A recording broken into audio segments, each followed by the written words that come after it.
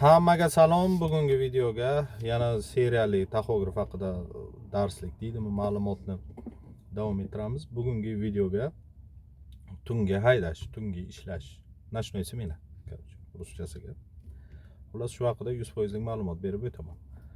Xullas nashnoy smena, tungi haydash haqida asosiy eng shu haydovchilarning cho'ntagiga urayotgan darajaga, masalan, tungi smenaga agar siz narusheni qilsangiz, agar vaqtdan o'tib ketsangiz, agar turningi smenaga, uni nimasi, jarimasi 2 barobarga o'xshadi. Transportda 2 barobar jarima qiladi tungi smenaga agar shtraf qilganingizni bilsa, narusheni qilganingizni.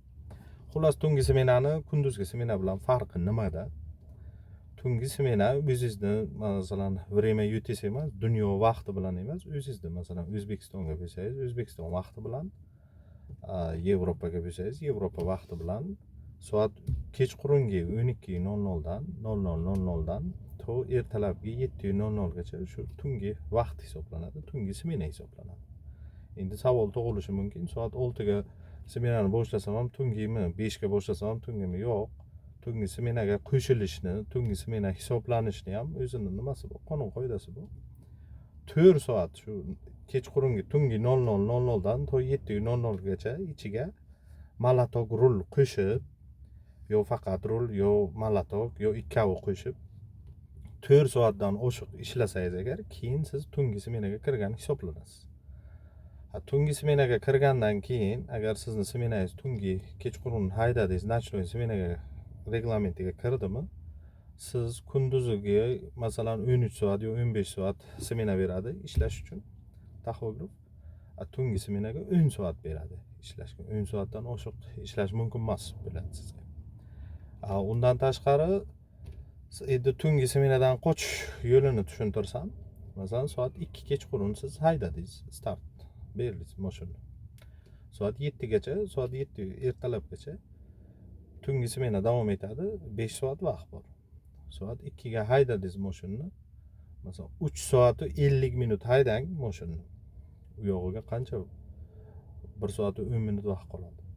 3 soat 50 minut mashinani haydang, saqlang, yoting 1 soat 10 minut. Shu 7:05 larga, 7:02 larga, xullas ertalab 7 dan keyin, 7:00 dan keyin bir 5 minut o'tkazib, keyin haydasangiz agar, sizni smenangiz tungi smena hisoblanmaydi va o'sha endi taxograf haftaga 3 kun 15 soatlik, qolgan vaqt 13 soatlik smena beradi-ku. Keyin endi qaraysiz, agar 15 soatlik smenangiz qolgan bo'lsa 15 soat, agar qolmagan bo'lsa 13 soatga cho'ziladi sizning smenangiz, bemalol ishlaysiz. Xullas, ana shunday qilib tungi smenadan qochish mumkin. Agar umuman iloji bo'lmasa, agar qochishni, masalan, 1:00 ga haydasangiz, o'sha bu nimada soat 1:00 ga haydab, 3,5 soat mashina haydab, to'xtab, keyin uxlagandan ko'ra luchi o'sha 4,5 bo'ladi, 7 gacha 2,5 soat. Luchi 2,5 soat o'sha 1:00 dan haydamay, 3,5 larga haydaganingiz vigidniroq bo'ladi. O'sha uchun agar возможности bo'lsa, tungi smenaga kirmaslikni 4 soatdan oshiq haydamang. Soat 00:00 dan to 7:00 gacha. Xullas, tungi smenaga yana nimalardan boshiga aytdim. Agar narusheni qilsangiz, masalan, 4,5 soat bir haydashga beradi-ku.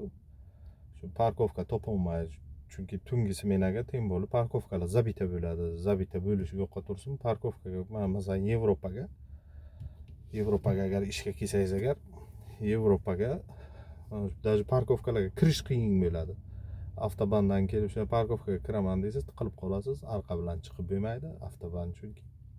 Xullas, shunaqa bo'lib bir narusheni bo'lib ketsa, 4,5 soatdan oshiq haydasangiz agar, transportning 56 kun ichiga sizni tekshirsa, tungi smenaga qilgan narushenilaringiz, shu nima jarimalaringiz 2 barobarga oshadi. Chunki tungi smenaga sal strogroq qaraydi hamma transport. Endi 100% hamma emas, endi Yevropaga shunday, Italiyaga, Fransiyaga ana shunday men eshitganman. Tungi smenaga narusheni qilganim uchun shunday qilgan ekan deydi. Keyin undan tashqari tungi smenaga e'tibor berish kerak. Aniq agar tungi smenaga kirdingizmi, u smenangizni 13 soatga agar cho'zib yuborsangiz, taxograf baribir margat qiladi. lekin vaqt beradi sizga ishlashga. Просто nima deydi? Предупреждение beradi, ogohlantiradi. Taxograf 10 soatlik smenang tugayapti deb. Uni har kun beradi. Siz unga qaramay dalsha ishlayversangiz agar 13 soatlik, 15 soatga cho'zib yuborsangiz smenangizni, u o'ta katta grubiy нарушение bo'ladi. Katta ehtimol bilan 1000 yevrodan yuqori shtraf olishingiz mumkin Yevropa ichiga.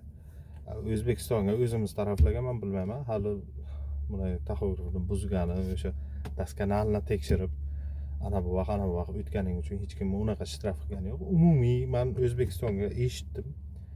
3ta, 2ta tanishimni va bitta tanishimni yoniga yurgan yana bitta u tanishimni tanishida. Xullas 3ta shoferni eshitdim. Короче 6 milliondan shtraf yozgan ekan. Nimaga? Shu bez taxograf yurgani uchun.